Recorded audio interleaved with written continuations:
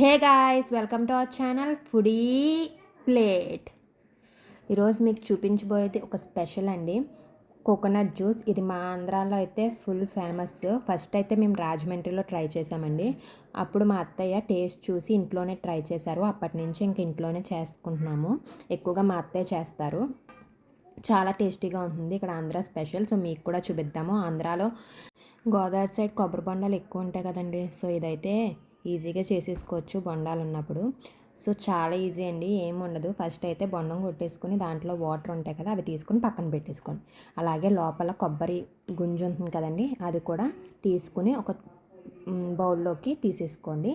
లేతగా ఉన్న కొబ్బరి బొండాలు అయితే టేస్ట్ ఇంకా బాగుంటుందండి ముదిరిపోయిన బొండాల కన్నా. సో లేతగా ఉన్న గుంజుని ఎక్కువ ప్రిఫర్ చేయండి, ఎందుకంటే లేతగా ఉన్నదంటే చాలా సాఫ్ట్గా ఉంటుంది కాబట్టి ఈజీగా వాటర్ అది మిక్స్ అయిపోతుందండి మనం మిక్సీ పెట్టినప్పుడు. అదే ఇదైతే కొంచెం దలసరిగా ముదురుదైతే కనుక కొంచెం ముక్కల కింద అలా తగులుతుంది. సో లేత బొండాన్ని ప్రిఫర్ చేయండి. సో ఫస్ట్ గుజ్జుని ఒక పక్కకు తీసేసుకోండి, అలాగే వాటర్ని ఇంకో గిన్నెలోకి తీసేసుకొని రెండు సపరేట్గా పెట్టేసుకోండి.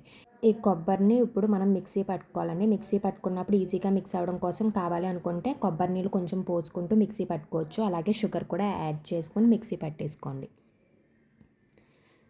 మేమైతే చిన్న మిక్సీ యూజ్ చేస్తున్నామండి, చిన్న మిక్సీ జారు. సో రెండు కలిపి మిక్స్ చేసుకోవట్లేదు. ఫస్ట్ కొబ్బరిని మిక్స్ చేసేసుకున్నాము అండ్ దాన్ని మనం డైరెక్ట్ కొబ్బరి నీళ్ళలో వేసేసుకుంటున్నాము. మీ దగ్గర పెద్ద మిక్సీ జార్ ఉంటే కొబ్బరి గుజ్జుని మిక్సీ పట్టుకున్నాక దాంట్లోనే ఈ వాటర్ కూడా వేసేసుకుని ఒక్కసారి మిక్సీ పట్టుకుంటే రెండు మిక్స్ అయిపోతాయి. మేమైతే ఈ వాటర్లో కొబ్బరి గుజ్జు మిక్సీ పట్టుకున్నాం కదా, అది వేసుకుని రెండు మిక్స్ చేసుకుంటున్నాము. అటు ఇటు కలుపుకుంటూ ఉంటే మీకు ఈజీగా మిక్స్ అయిపోతుందండి. ఇప్పుడు ఇలా మిక్స్ చేసుకున్నాక స్ట్రైనర్లో వేసుకుని స్ట్రైన్ చేసుకోవాలి. అప్పుడు ఏమైనా చిన్న ముక్కలు ఉన్నా సరే మీకు అవి స్ట్రైనర్లో ఆగిపోయి క్లియర్ జ్యూస్ అయితే వచ్చేస్తుందండి మనకి. అంతేనండి, ఆంధ్ర స్పెషల్ కోకోనట్ జ్యూస్ అయితే రెడీ అయిపోయింది. నెక్స్ట్ టైం మీ ఇంటికి గెస్ట్లు వచ్చినప్పుడు ఈ రెసిపీ ట్రై చేసి ఈ జ్యూస్ వాళ్ళకి ఇచ్చి ఇంప్రెస్ చేసేయండి. ఈ జ్యూస్ని ఫ్రీజర్లో పెట్టుకుని కూల్గా తాగితే ఇంకా అదిరిపోతుందండి.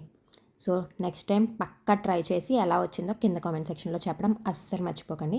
ఈ వీడియో కనుక మీకు నచ్చినట్లయితే లైక్ చేయండి, అలాగే మీ ఫ్రెండ్స్ అండ్ ఫ్యామిలీతో షేర్ చేసుకోండి. మా ఛానల్ ఇంకా సబ్స్క్రైబ్ చేసుకోలేదా అయితే వెంటనే సబ్స్క్రైబ్ చేసుకుని పక్కనున్న బెల్ ఐకాన్ క్లిక్ చేసి నోటిఫికేషన్స్ ఆల్లో పెట్టుకోండి. Thank you for watching. See you in the next video with a new recipe.